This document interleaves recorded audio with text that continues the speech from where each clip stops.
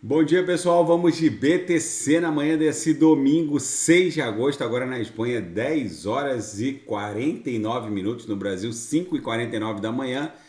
Gente, a BTC aqui no 4 horas segue dando vigência a uma cunha triangular. Nesse momento, a gente está desenhando um candle comprador que pode eventualmente explodir em direção à aresta superior da nossa canaleta virtual de baixa, que na verdade é uma bandeira de alta. Lá no diário essa movimentação está muito mais clara.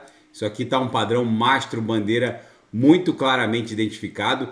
E existe um outro indicador no semanal que reforça a explosão ascendente desse padrão, que é a volatilidade da banda de Bollinger. A banda de Bollinger no semanal está estreita o suficiente para promover uma mega explosão ascendente. Agora eu vou pular aqui para o gráfico, eu estou no gráfico semanal ancorado na banda de Bollinger e na nuvem de Shimoku. Agora eu vou pular para um gráfico semanal ancorado na banda de Bollinger e no indicador de volatilidade da banda de Bollinger. Vocês vejam que aqui no Bull Run, na corrida de touros de 2017, a BTC engrenou um rally de alta que levou para a máxima nesse bull run, que foi $20 mil, alcançado em dezembro de 2017, quando a extensão aqui da volatilidade, o estreitamento da volatilidade estava no mínimo. Aqui, ó, a banda de Bollinger estava ostentando um padrão de volatilidade apertado o suficiente para promover o bull run. E a mesma coisa está acontecendo agora. O estreitamento da banda de volatilidade na Bollinger está ostentando um padrão típico de que vem uma mega pernada impulsiva. Isso é um outro indicador muito forte de que a BTC está prestes a promover uma mega explosão ascendente. Então, no diário, esse padrão mastro-bandeira provavelmente vai levar a BTC para um patamar acima de $36 mil. Alguns analistas estão prevendo que a BTC pode voar em direção a mais de $40 mil, podendo chegar eventualmente a $50 mil. Na minha leitura, essa resistência aqui imposta por esse antigo suporte vai segurar o preço ali no patamar próximo de 40 mil. No intraday, a BTC tá um reloginho. Vocês vejam que está dando bons trades hoje, bate na lower, volta para ver o up, bate na upper, volta para ver o up, bateu na upper agora na madrugada, voltou para ver o up e agora está estressando o patamar das uppers. Daqui a pouco eu vou ofertar os sinais na sala de sinais, com certeza vai ser lucro no bolso dos assinantes, como foi ontem e tem sido na última semana só gain no lucro e lucro no bolso dos assinantes. E o Congresso norte-americano está pronto para votar um marco legal criptográfico. Há mais de 4 projetos maduros o suficiente para ensejar uma aprovação pelas duas casas, a Câmara e o Senado norte-americanos. O fato é que ambas as casas têm lideranças opostas. A Câmara é controlada pelos republicanos, o Senado pelos democratas. Os democratas têm uma postura ligeiramente anti-cripto. Os republicanos são mais crypto-friendly. Mas esse hiato legislativo é uma bizarrice na principal jurisdição do planeta e agora os Estados Unidos talvez estejam maduros o suficiente para aprovar um marco legal criptográfico. E o Tether, a emissora do dólar Tether, que é a Bitfinex e Tether, vão lançar um software de mineração de BTC para aumentar a eficiência e a capacidade de solucionar cada um dos blocos de BTC. Esse software vai rodar junto a mineradores anti-miner, que são placas de computação voltadas para mineração específica de BTC, e segundo a Tether, esse software vai maximizar o potencial desses equipamentos. E uma ação coletiva de consumidores contra a Tether e a própria Bitfinex é rejeitada pelo Tribunal Distrital Sul de Nova York. Os consumidores alegavam prejuízos com relação aos USDTs que são detidos pelos usuários, já que a emissora faz uso dos recursos em dólar, que é pareado a 1 para 1, para comprar títulos de curto prazo, principalmente no mercado, e remunerar, e a emissora é remunerada.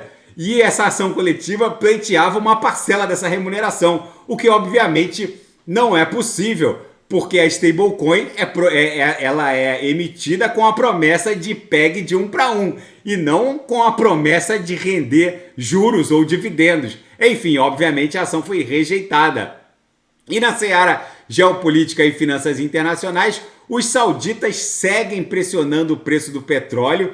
Agora, essa semana, eles reduziram a produção em mais 1 milhão de barris dia e aumentaram o preço em mais de 30 centes de dólar por barril. Eles seguem pressionando. O príncipe herdeiro, Mohammed bin Salman, não quis comentar. Esse assunto da é restrito à administração da Saudi Aramco. Óbvio que esse corte na produção de petróleo, que estava em 12 milhões de barris dia e agora está em pouco menos de 9 milhões de barris dia, tem algum objetivo geopolítico que, obviamente, a Arábia Saudita não vai expor, mas com certeza eles querem pressionar a inflação no ocidente do planeta.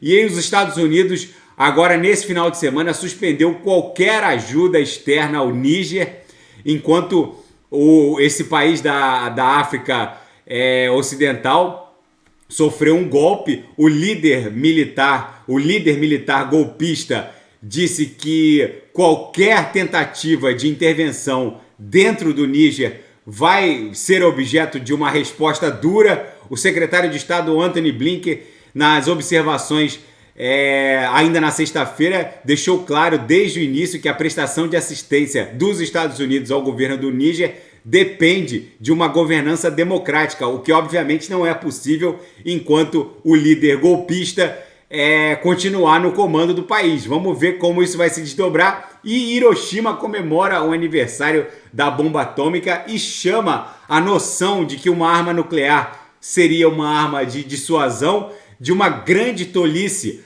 A noção de que uma arma nuclear é uma arma de dissuasão é porque uma contraparte não usa, porque sabe que a outra também não usaria, porque se o fizesse, a única garantia de ambos os lados seria a destruição mútua. Então, os russos, teoricamente, não usariam uma arma nuclear porque sabem que haveria uma resposta nuclear da OTAN e, obviamente, o que sobraria seria uma autodestruição mútua. Lembrando que os russos têm mais de 5 mil ogivas nucleares, os americanos têm um pouco mais de 3 mil ogivas nucleares. Só que o delivery russo e chinês, que a China tem quase 1.000 ogivas, o delivery, a entrega da ogiva por parte dos russos e por parte dos chineses é muito mais moderna. A OTAN, principalmente os Estados Unidos, não investem em mísseis intercontinentais e hipersônicos, que é a última tecnologia em termos de delivery de ogivas nucleares. Com certeza, se houvesse uma salva de mísseis balísticos intercontinentais contra Nova York, por exemplo, é provável que um desses deliveries entregasse a ogiva no coração de Manhattan e fizesse vaporizar pelo menos 20 ou 25 milhões de seres humanos imediatamente. Hoje, uma arma nuclear como aquela de Hiroshima e Nagasaki não encontra paralelo. Com certeza seria uma destruição bizarra, e chamar nesse aniversário da bomba de Hiroshima, chamar uma arma nuclear de dissuasão é uma tolice, porque na hora em que um líder militar resolve fazer uso desse tipo de armamento, eles, como aconteceu em Hiroshima e Nagasaki, eles não pensam e simplesmente fazem uso da arma bestial, que acaba, no caso de Hiroshima, matou mais de 100 mil pessoas. E o uso de uma arma dessa hoje em dia, com certeza, faria com que 25 milhões de pessoas fosse vaporizada imediatamente, eventualmente fosse vaporizada imediatamente. Mas enfim, continua sendo uma bestialidade pensar que os seres humanos são capazes de potencialmente fazer uso de de algo tão bestial, mas fica para registro. E aqui na ABTC, aqui no diário, segue acumulando, formando um padrão mastro-bandeira muito claro, que diante da volatilidade da banda de Bollinger está pronta para explodir. A gente está no indicador zero em termos de estreitamento da volatilidade da banda de Bollinger, o que ensejou a corrida de touros de 2017, ensejou também a corrida de touros de 2020-21, que levou a BTC para 69 mil, e parece que vai ensejar essa nova corrida de touros que vai levar a BTC para um patamar acima de 200 mil dólares. Daqui a pouco eu volto com ADA, XRP, Shiba Inu, Polkadot, Kusama, e quem quiser sugerir é só colocar nas mensagens abaixo. Grande abraço, até daqui a pouco.